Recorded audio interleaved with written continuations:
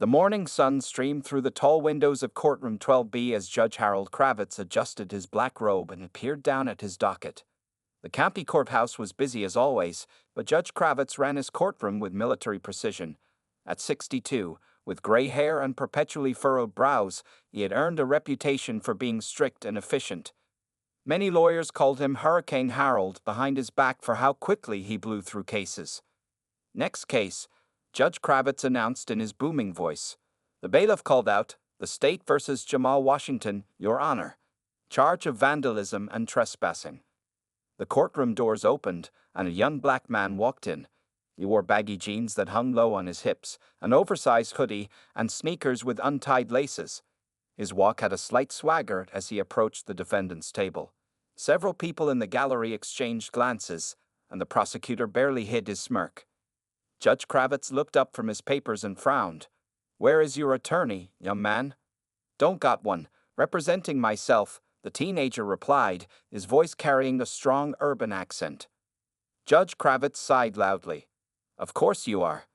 He shook his head and muttered something under his breath that made the court reporter pause briefly. What no one in the courtroom knew was that Jamal Washington wasn't real. Beneath the carefully applied makeup, baggy clothes, and practiced mannerisms was Marcus Johnson, a 26-year-old attorney who had graduated top of his class from Harvard Law School. For the past year, Marcus had been collecting data on sentencing disparities in Judge Kravitz's courtroom, noticing how young men of color consistently received harsher penalties than white defendants for identical crimes. "Your Honor," Marcus said in his disguise, "I'd like to enter a plea of not guilty." Judge Kravitz rolled his eyes. "The police report says you were caught red-handed spray painting the side of the Westfield Mall. Security camera footage shows you clear as day.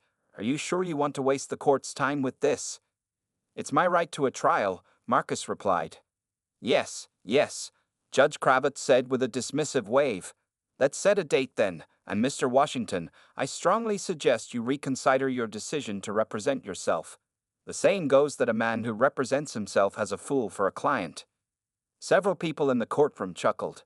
The judge continued, "Though I suppose finding proper representation might be challenging for someone in your situation." Marcus noted the judge's condescending tone but remained in character. "I can handle it." Judge Kravitz leaned forward. "Can you now? Have you ever read a law book, young man? Do you know the rules of evidence? Can you file a proper motion?" "I know my rights," Marcus said simply. "Knowing your rights and knowing the law are very different things," Judge Kravitz replied with a smirk. "Trial set for 2 weeks from today. Next case." As Marcus walked out of the courtroom, he passed by 2 people who gave him subtle nods. Members of the Legal Aid Society who were part of his plan. Outside in the hallway, he slipped into a bathroom and looked at himself in the mirror. The makeup artist had done an amazing job aging down his features and changing his appearance. Marcus took a deep breath. Phase 1 was complete. Judge Kravitz had taken the bait, showing his bias openly and treating Jamal exactly as Marcus had predicted. The real performance would begin at the trial, where Marcus had something special planned for the honorable judge. The most important battle of Marcus's career was about to begin, not just for a single case, but for justice itself. For the next 2 weeks, Marcus Johnson worked day and night to prepare for his court appearance as Jamal Washington. His apartment walls were covered with notes, legal strategies, and photographs of Judge Kravitz's previous cases. Stacks of law books and case files created a maze on his living room floor. Lisa Chen, a fellow attorney from the Legal Aid Society, sat on Marcus's couch reviewing their plan. "Are you sure about this, Marcus?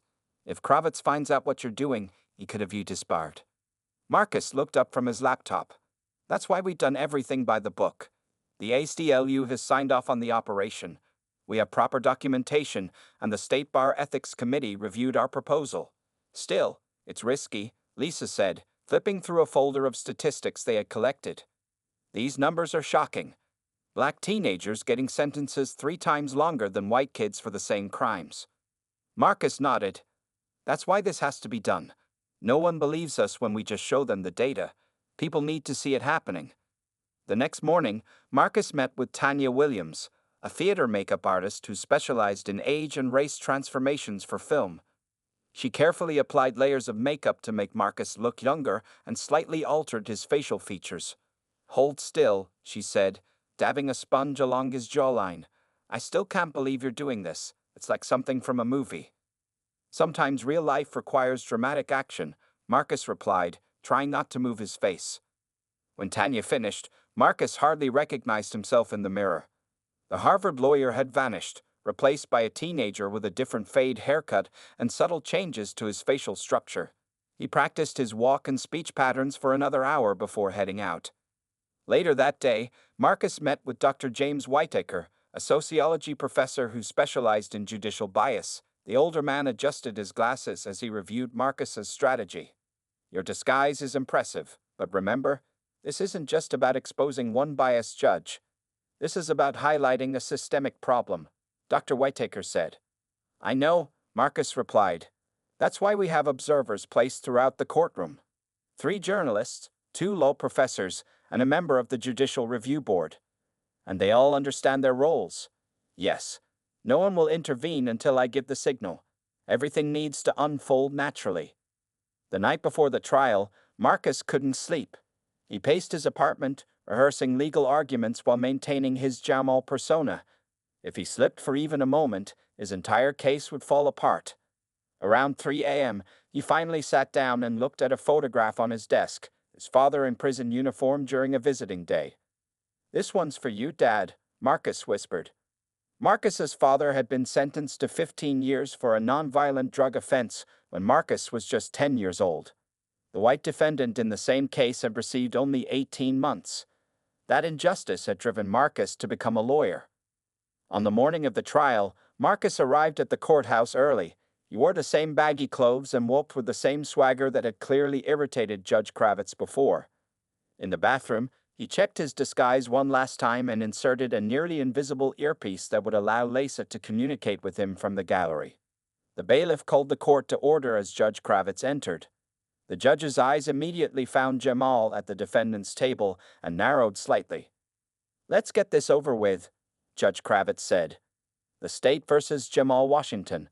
Are both parties ready to proceed?" The prosecutor nodded. "The state is ready, Your Honor." Marcus stood up, perfectly in character. "Yeah, I'm ready too." Judge Kravitz sighed dramatically. "Then let's begin. And Mr. Washington, in my courtroom, the proper response is, 'The defense is ready, Your Honor.' Try to remember that." Marcus nodded, hiding a smile. The trap was set. Now it was time to spring it. The prosecutor, a thin woman with sharp features named Sarah Daniels, approached the front of the courtroom with confidence. She had prosecuted dozens of cases like this one and saw it as routine. "Your Honor," she began, "the facts in this case are simple. On the night of March 15th, security cameras at Westfield Mall captured the defendant, Jamal Washington, spray painting graffiti on the east wall of the building. When security approached, he fled but was apprehended 2 blocks away by Officer Reed. The evidence is clear and overwhelming." Judge Kravitz nodded approvingly. "Thank you, Ms. Daniels. Mr. Washington, your opening statement, and please stand when addressing this court." Marcus rose slowly, appearing nervous. Several people in the gallery exchanged glances, clearly expecting a disaster. From the back row, Lisa watched intently, while Dr. Whitaker took notes on the judge's body language. "Your Honor," Marcus began in his Jamal voice, I mean, I'm not guilty of these charges. The person in that video isn't me, and Officer Reed didn't follow proper procedure during my arrest." Judge Kravitz raised an eyebrow. "Proper procedure? Been watching a lot of Law and Order, have we?" Laughter rippled through the courtroom. Marcus noticed how the judge encouraged this reaction with his smirk.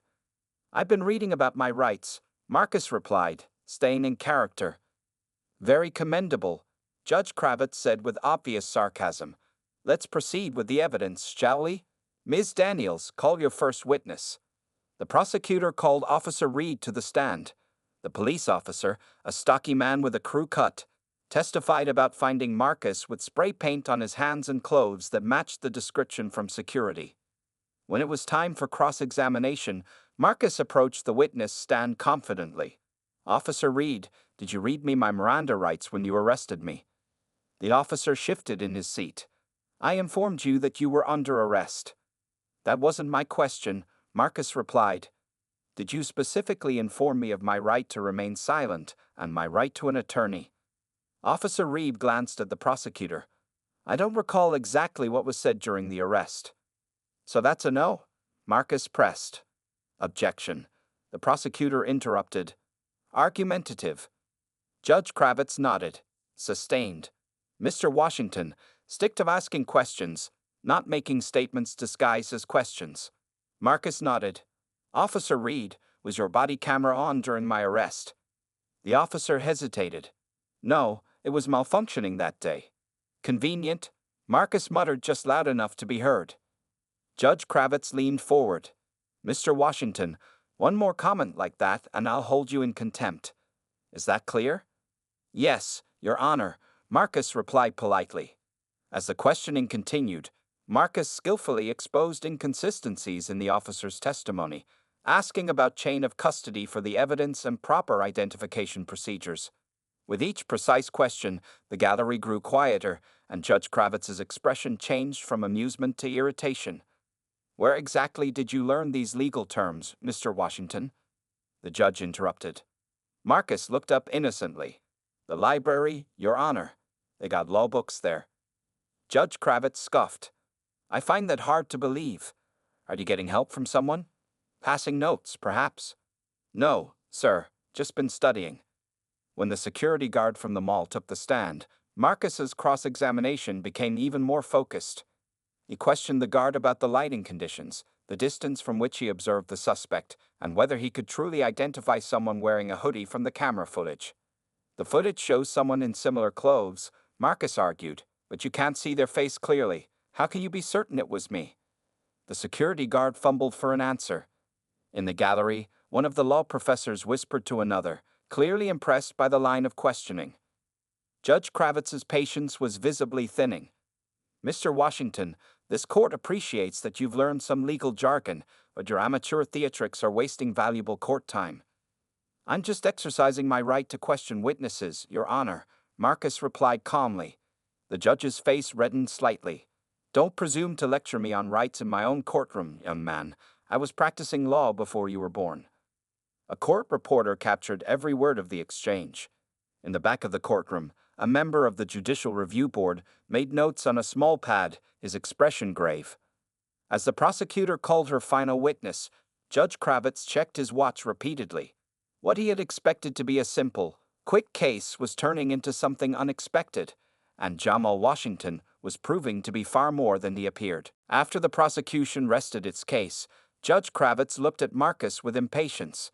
The morning had stretched into afternoon, and what should have been a simple case had become unexpectedly complicated.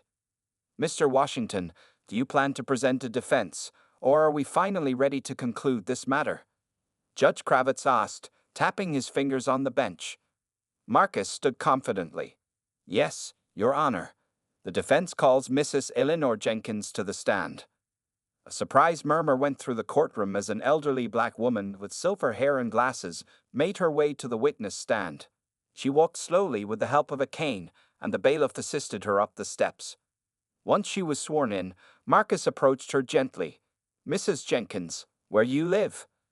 I live in the apartment building across from Westfield Mall on the 5th floor. My windows face the east wall where that graffiti appeared, she answered in a clear, strong voice. And what do you do there? I'm retired now, but I still keep busy. I have trouble sleeping, so I often sit by my window at night and watch the street.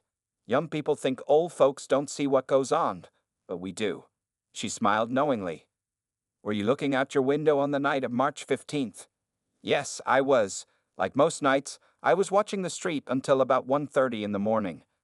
Marcus nodded. And did you see anyone spray painting the mall wall that night? I certainly did, Mrs. Jenkins replied firmly. I saw 2 young men. One was doing the spray painting while the other kept watch. I got a good look at them because the streetlight shines right on that wall. Is either of those young men in this courtroom today? Marcus asked. Mrs. Jenkins adjusted her glasses and looked around slowly. No, sir.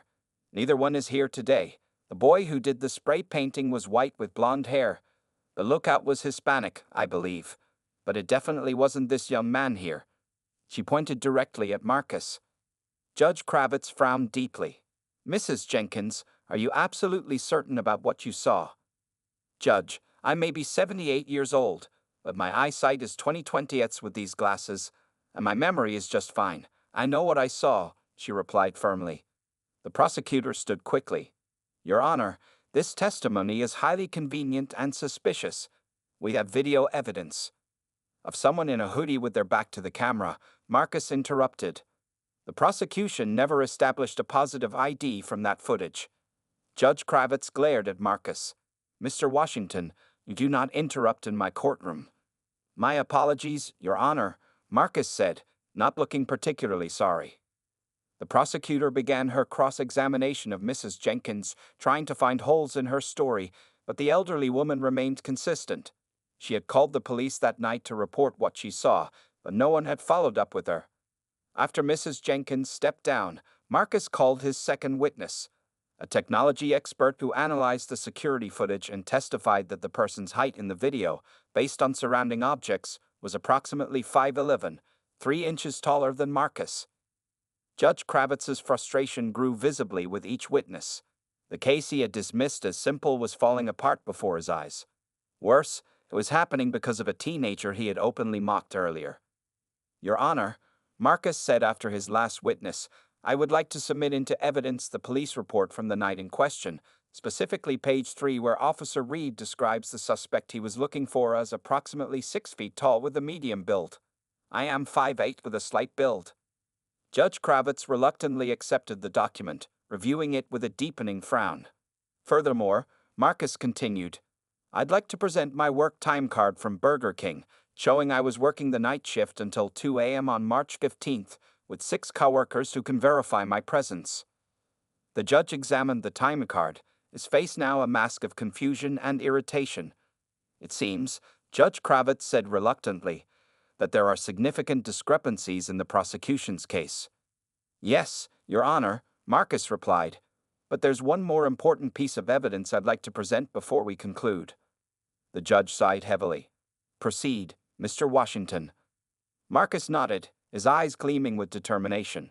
The moment he had been planning for weeks was finally here, and Judge Kravitz had no idea what was coming next. The courtroom fell silent as Marcus walked to the defense table and picked up a manila folder. The afternoon sun cast long shadows through the high windows, creating a dramatic atmosphere that seemed fitting for what was about to happen. Your Honor, Marcus began, is Jamal persona still firmly in place? I'd like to submit one final piece of evidence. It's a study of sentencing patterns in this courthouse over the past 3 years. Judge Kravitz's eyebrows shot up. Mr. Washington, what possible relevance could such a document have to your vandalism case? It's very relevant, Your Honor, Marcus replied.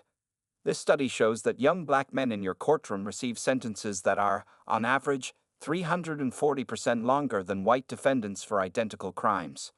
The data was analyzed by statisticians from State University and verified by the Criminal Justice Reform Institute. The judge's face flushed red. That's completely inappropriate and irrelevant. I will not have my courtroom turned into a platform for baseless accusations. These aren't accusations, Your Honor. They're facts. Statistical facts with peer review, Marcus said calmly. He turned to face the gallery. And they're facts that everyone in this room deserves to know. Judge Kravitz banged his gavel loudly. That's enough. One more word, and I'll have you in contempt. Actually, Your Honor, Marcus said, his voice suddenly changing, dropping the urban accent and speaking in clear, precise tones. I believe you should hear me out. The change in his voice caused a ripple of confusion throughout the courtroom.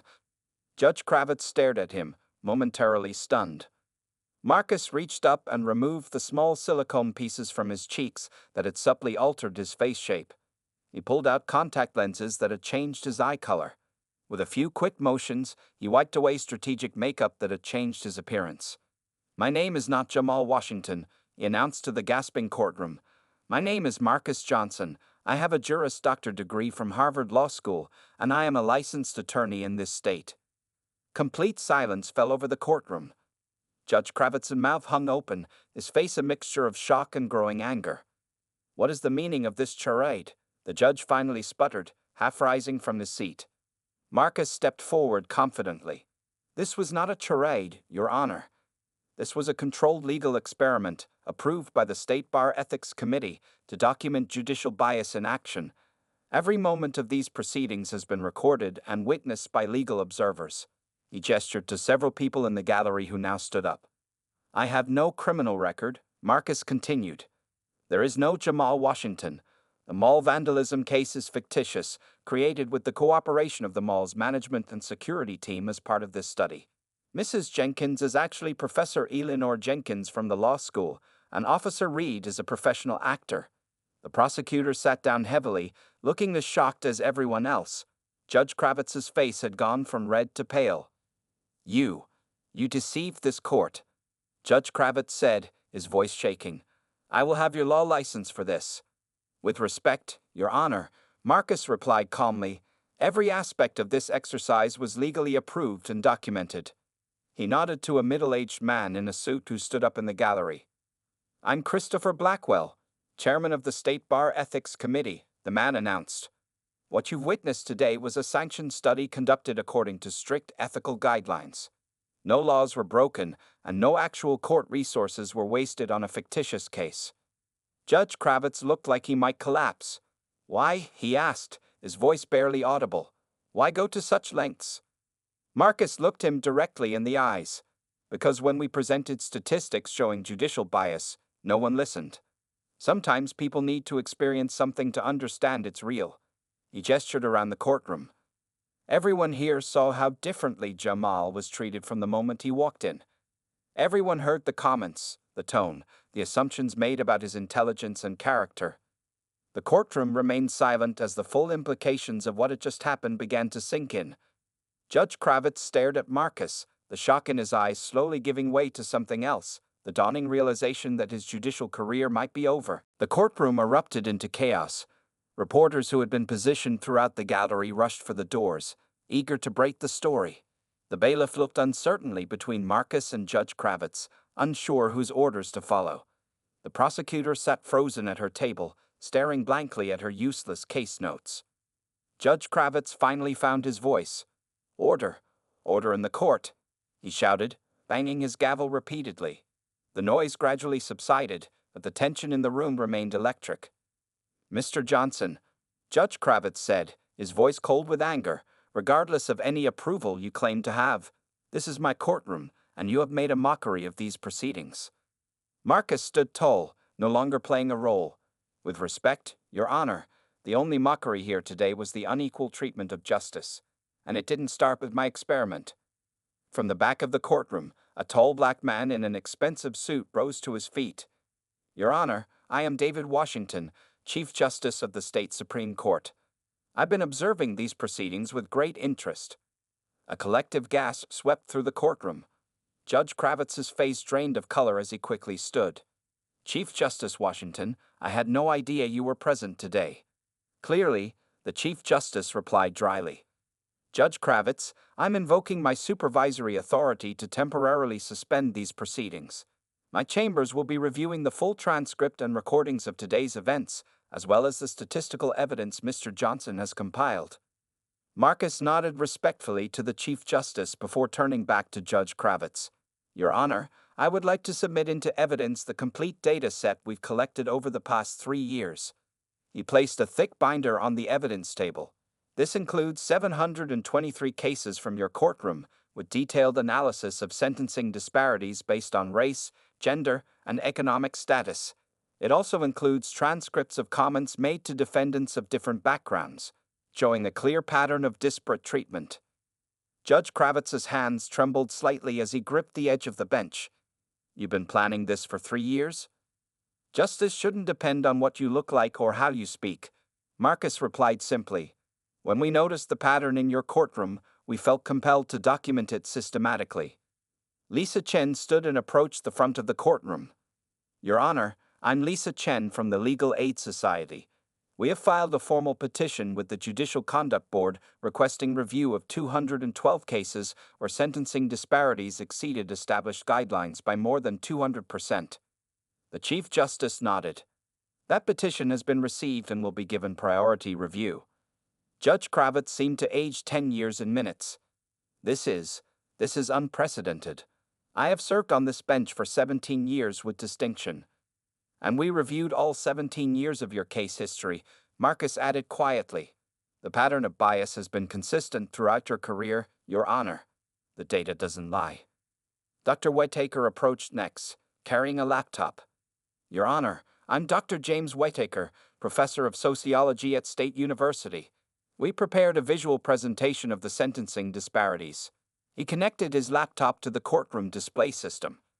Colorful graphs appeared on the screen, showing stark differences in sentencing based on race. Red bars representing sentences for black defendants towered over blue bars representing white defendants convicted of identical crimes. As you can see, Dr. Whittaker explained, when controlling for all other factors, prior records, severity of offense, mitigating circumstances, the disparity remained significant and consistent. Judge Kravitz stared at the graphs, then at Marcus, then at the Chief Justice. For the first time, uncertainty flickered across his face. I have always strived to be fair and impartial, he said, his voice lacking its usual authority. The road to injustice is often paved with unexamined biases, Marcus replied. This isn't about attacking you personally, Judge Kravitz. It's about ensuring our justice system lives up to its name. The Chief Justice checked his watch. This court is adjourned until further notice. Judge Kravitz, I expect you in my chambers in 1 hour. He turned to leave, then paused to look at Marcus. Mr. Johnson, your methods are unorthodox, but your dedication to justice is commendable. I would like to see you there as well. As people began filing out of the courtroom, Judge Kravitz remained seated, staring at the empty witness stand, the weight of his exposed biases visibly heavy on his shoulders. The next morning, every newspaper in the city carried the story. ARVRDLAWER exposes judicial bias in elaborate courtroom style. Read the headline of the Daily Chronicle. Television news vans lined the street outside the courthouse, reporters standing ready with microphones as the early morning sun cast long shadows across the steps. Inside the Chief Justice's private conference room, Marcus sat at a long mahogany table surrounded by senior members of the Bar Association, judicial ethics experts, and representatives from civil rights organizations. The room buzzed with tense conversation until the door opened and Chief Justice Washington entered, followed by 2 Supreme Court justices. Let's begin, Chief Justice Washington said, taking his seat at the head of the table. I've reviewed all the evidence presented by Mr. Johnson and his team. The statistical analysis is thorough and, frankly, disturbing. A gray-haired woman in a conservative suit spoke up. Chief Justice, I'm Barbara Reynolds, chair of the Judicial Ethics Committee. While the evidence is compelling, Mr. Johnson's methods raise serious concerns about court integrity and procedural ethics. Marcus leaned forward. With respect, Madam Chair, we followed established protocols for legal research. Every person involved was a willing participant, and no actual court resources were wasted on a real case. But you misrepresented yourself to the court. Another committee member objected. Actually, Lisa Chen interjected, sliding a document across the table. We filed this notice with the Administrative Office of the Courts 3 months ago, outlining our research methodology. It was approved, albeit quietly. Chief Justice Washington nodded. I reviewed that document this morning. While unorthodox, the study was technically within guidelines for judicial observation research. The conference room door opened again, and Judge Kravitz entered. The room fell silent as he took his seat across from Marcus. His usual confidence was gone, replaced by a defensive stiffness. Judge Kravitz, the Chief Justice said, we've been reviewing the evidence presented by Mr. Johnson. Would you like to respond? Judge Kravitz cleared his throat. I categorically deny any intentional bias in my courtroom. Different sentencing outcomes reflect different circumstances, not racial prejudice. Marcus slid a tablet across the table. This contains audio recordings from your courtroom over the past year. We've highlighted 47 instances where you used notably different language when addressing white defendants versus defendants of color. For example, referring to a white college student's drug possession as a youthful mistake while calling an identical offense by a black student another example of thug culture. The room grew uncomfortably quiet as several committee members examined the evidence. "Judge Kravitz," said a black woman at the end of the table, "I'm Senator Maya Williams from the State Judiciary Committee. We're especially concerned about the appeals implications. If systematic bias is established, hundreds of cases may need review." Judge Kravitz's face paled. "That would overwhelm the system. You can't possibly suggest." "Justice being delayed is not an acceptable reason to allow injustice to stand," the senator replied firmly. Chief Justice Washington raised his hand for silence. "Here's what will happen next. Judge Kravitz, you are suspended from the bench pending a full investigation. All of your cases from the past 5 years will be reviewed for sentencing disparities." Judge Kravitz began to protest, but the Chief Justice continued. "Additionally, this committee is implementing mandatory bias training for all judges in our state, with quarterly review of sentencing data to identify potential patterns of disparate treatment." Marcus exchanged a quick glance with Lisa, both trying to contain their surprise at how quickly action was being taken. Furthermore, the Chief Justice added, "Mr. Johnson's research will be published in the State Judicial Review, and his methodology will be considered for implementation as a standard audit procedure for courts statewide." As the meeting concluded, reporters waited eagerly outside. Marcus stepped into the harsh camera lights, flanked by Lisa and Dr. Whitaker. The crowd of reporters pushed forward, shouting questions. "Mr. Johnson, was it worth risking your legal career to expose this bias?" Marcus looked directly into the cameras. "The question isn't whether my career was worth risking. The question is whether we can call our system justice when it doesn't treat everyone equally." Behind him, through the courthouse windows, Judge Kravitz could be seen sitting alone in the conference room, staring at the evidence of his bias spread across the table before him, the weight of hundreds of unfair sentences finally visible on his shoulders. 6 months later, Marcus Johnson stood at the podium in the main hall of the State Bar Association building. The room was packed with attorneys, judges, law students, and media representatives. Sunlight streamed through tall windows, illuminating the newly unveiled sign behind him, the Equal Justice Initiative, founded by Marcus Johnson, Esquire. "Thank you all for coming today," Marcus began, his voice steady and confident. "When we started our courtroom study last year, we had a simple question: is justice truly blind? The answer, as we discovered, was no, but that doesn't mean we can't work to make it so." In the front row, Lisa Chen smiled proudly next to Dr. Whitaker and Mrs. Jenkins, who had become something of a celebrity after her role in the courthouse revelation. Television cameras captured every moment as Marcus continued his speech. "Today, I'm pleased to announce that our organization has secured funding to monitor sentencing patterns in courts across the state. We will publish quarterly reports accessible to everyone, because transparency is the first step toward accountability." Marcus paused to take a sip of water, looking out at the crowd. So much had changed since that day in courtroom 12B. Judge Kravitz had officially resigned from the bench after the judicial review found systematic bias in over 70% of his cases.